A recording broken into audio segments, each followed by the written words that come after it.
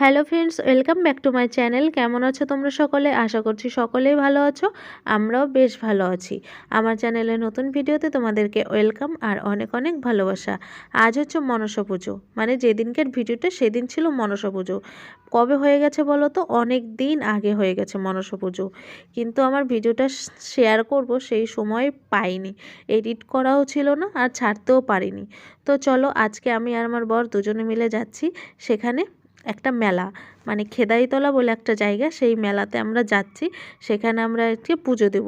আর বলতে বলতে অনেকটা রাস্তা আমরা চলে এসেছি, বেশ ভালোই দূর বাড়ির থেকে। তো চলে এসেছি। আর এখানে দেখো, এই মেলাটাতে এমন কোনো জিনিস নেই যে সেখানে পাওয়া যায় না।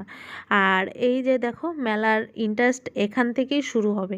এখানেই দেখো, আমরা যখন লোক যাচ্ছিল, আমরা ঢুকছিলাম, তখন দেখি সবার হাঁটু পর্যন্ত কাদা।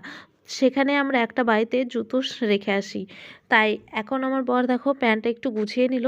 আর আমি ভাবছি এত সুন্দর পাটা এই কাদার মধ্যে ডোবাবো, কিন্তু কি করা যাবে বলো? তোমার এই মেলায় ঘুরতে হলে পা কাদাতে ডোবাতেই হবে। তো কিছু আর করার নেই।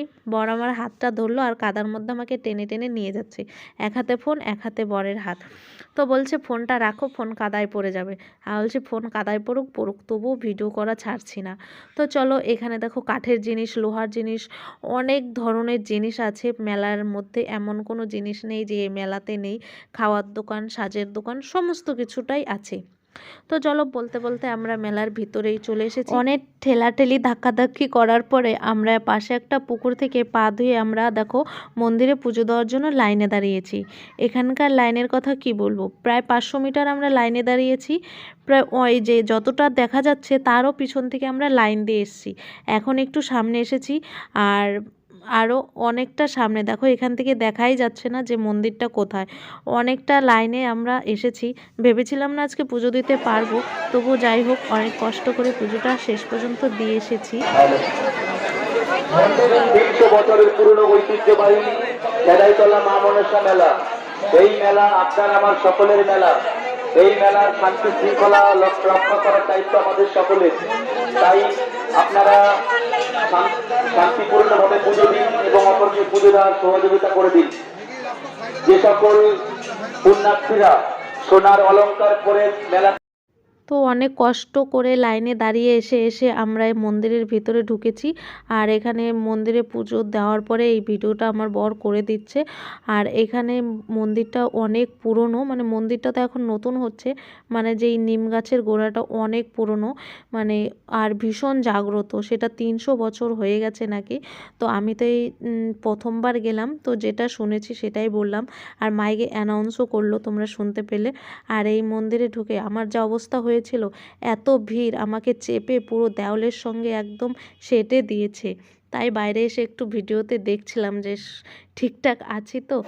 তারপরে আমরা ওখানে পুজোতে শেষ করে বাইরে বেরিয়ে পাশে একটা শিব মন্দির ছিল।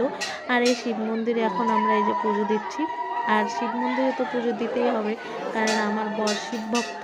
তো এখানে শিব মন্দিরেও পুজো দিয়ে নিচ্ছি। তারপরে এই যে বাইরের দিকটা দেখতে পাচ্ছ যে কতটা ভিড়, এই ভিড়ের মধ্যে আমরা লাইন দিয়ে ঢুকেছি। তারপরে এই যে এখানে একটা কুল গাছ ছিল, সেই কুল গাছে সবাই মানত করে। আর সেই মানতের গাছটাই তোমাদের এখন আমি দেখাচ্ছি। এই গাছটা নাকি মানত করলে সবার মানত পূর্ণ হয়। এখানে দেখো সবাই কত মানত করেছে, কত কি বেঁধে রেখেছে, আর সবাই পুজো করছে। লাস্টে আমরা ওখান থেকে বেরিয়ে চলে এসেছি একটু মেলার মধ্যে। সেরকম করে মেলার মধ্যে কিছুই কিনিনি, ঘুরিনি। শুধু আমার ভাগ্নির জন্য একটু রান্নাবাটি কিনছিলাম এখানে। তেমন কিছুই কিনতে পারিনি, কারণ ওই দিন এত পরিমাণে গরম ছিল। আর সেই জন্য আমরা তাড়াতাড়ি বেরিয়ে চলে এসেছিলাম। আর কষ্টও হয়ে গেছিলো প্রচুর। আর এই যে দেখো রাস্তার কি অবস্থা। তার আগের দিন বৃষ্টি হয়েছে আর লোকের পাড়ায় পাড়ায় এইরকম কাদা হয়েছে। প্রত্যেক বছর নাকি এই মেলাতে এইরকমই কাদা হয় আর এরকমই লোক হয়। তো যাই হোক, আজকের ভিডিওটা এই পর্যন্ত। তোমাদের কেমন লেগেছে অবশ্যই জানিও। দেখা হচ্ছে পরের কোনো নতুন ভিডিওতে।